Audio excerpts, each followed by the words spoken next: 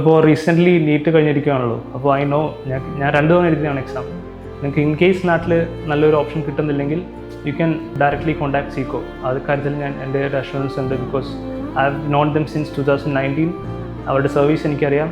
It is very authentic. നിങ്ങൾക്ക് ധൈര്യമായിട്ട് സീക്കോ ആയിട്ട് മുന്നോട്ട് പോകാം. It will be nice. Hello, എൻ്റെ പേര് അലൻ എന്നാണ്. എൻ്റെ വീട് ആലക്കോടാണ്, കണ്ണൂർ.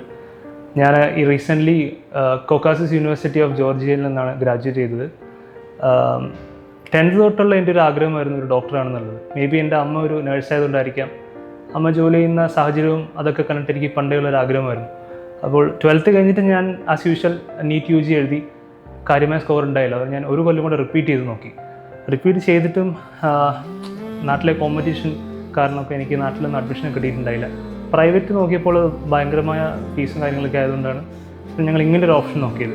എൻ്റെ അമ്മ വർക്ക് ചെയ്തിരുന്ന ഹോസ്പിറ്റലിലെ ഒരു ഡോക്ടർ വഴിയാണ് ഈ ഒരു ഏജൻസി വഴി അറിഞ്ഞത്. ആ ഡോക്ടർ പഠിച്ചത് ചൈനയിലായിരുന്നു. അപ്പോൾ അങ്ങനെ ഞങ്ങൾ സീക്കോ ആയിട്ട് ബന്ധപ്പെട്ടു. 2019 ഒക്ടോബറിലാണ് ഞങ്ങൾ ചൈനയിലേക്ക് പോയത്.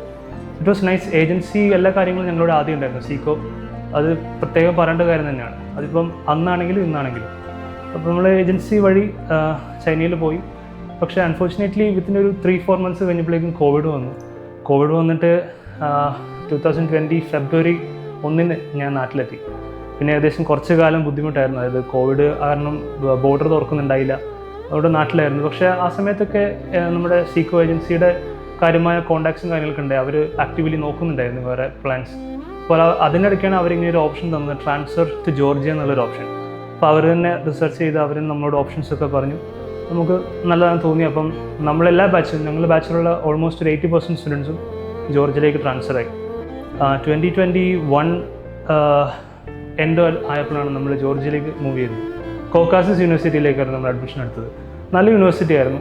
പിന്നെ അവിടെ ചെന്നിട്ടാണെങ്കിലും എന്താ പറയുക, കുറച്ചുകൂടെ എക്സ്പെൻസീവ് ആണ് than China. But the country was very nice. People were good. The faculty was very nice. നല്ല ഇംഗ്ലീഷ് നല്ലപോലെ സ്പീക്ക് ചെയ്യുന്ന ആൾക്കാരായിരുന്നു. ചൈനയിലുണ്ടായിരുന്ന ഒരു ബുദ്ധിമുട്ടെന്ന് വെച്ചാൽ അവരുടെ ഇംഗ്ലീഷ് നമുക്ക് അങ്ങനെ ക്ലിയർ ആവില്ല. പക്ഷേ ജോർജിയയിൽ അങ്ങനത്തെ പ്രശ്നമില്ല. അവരുടെ ഇംഗ്ലീഷ് പെർഫെക്റ്റ് ആണ്. നല്ല ഫാക്കൽറ്റീസ് ആയിരുന്നു. അതുപോലെ അവിടെ ഒരു 3-4 years ഉണ്ടായിരുന്നു. It was nice. ക്ലാസ് ആണെങ്കിലും ദ ലൊക്കേഷൻ പിന്നെ അതെല്ലാം നല്ലതായിരുന്നു. പിന്നെ ഏജൻസി നമ്മളിപ്പോൾ എന്തെങ്കിലും ആവശ്യത്തിന് നമുക്ക് വിളിച്ചാൽ ഇവരുണ്ടായിരുന്നു. പിന്നെ 2026 ജനുവരിയിലാണ് ഞങ്ങളുടെ ഗ്രാജുവേഷൻ നടന്നത്. അത് കഴിഞ്ഞിട്ട് ഞങ്ങൾ നാട്ടിലേക്ക് എത്തി. പിന്നെ ഇവിടെ ഒരു കോച്ചിങ്ങിൽ നമ്മൾ കയറി, അറൈസ് അക്കാഡമി. അങ്ങനെ ഫസ്റ്റ് അറ്റംപ്റ്റിൽ തന്നെ എനിക്ക് പാസ്സാകാനായിട്ട് സാധിച്ചു. അതുപോലെ അന്നും 2019 തൊട്ട് തുടങ്ങിയൊരു ജേർണിയാണിത്. ഇതെപ്പോഴാണ് എൻഡ് ചെയ്തത് 2026. അപ്പോൾ അന്ന് മുതൽ ഇന്ന് വരെ ബാക്കി ഏജൻസികളെ വെച്ച് നോക്കുമ്പോൾ എനിക്കറിയാം, ബാക്കിയുള്ള എൻ്റെ ഫ്രണ്ട്സിൻ്റെ എക്സ്പീരിയൻസൊക്കെ വെച്ച് നോക്കുമ്പോൾ ഇവർ നമുക്കൊരു ആവശ്യമുള്ളപ്പോൾ കൂടെ വന്നിട്ടുണ്ട്. അതപ്പോൾ അന്നാണെങ്കിലും ഇന്നാണെങ്കിലും അവരുടെ സപ്പോർട്ടും പിന്നെ ദൈവത്തിൻ്റെ അനുഗ്രഹവും എല്ലാം കൂടി കൂടിയിട്ടാണ് ഇപ്രാവശ്യം FMG പാസ്സാകാൻ സാധിച്ചത്. അപ്പം എല്ലാത്തിനും കൂടി ഉണ്ടായിരുന്ന സീക്കോ ഏജൻസിക്കും എൻ്റെ ഫാമിലിക്കും ദൈവത്തിനും നന്ദി.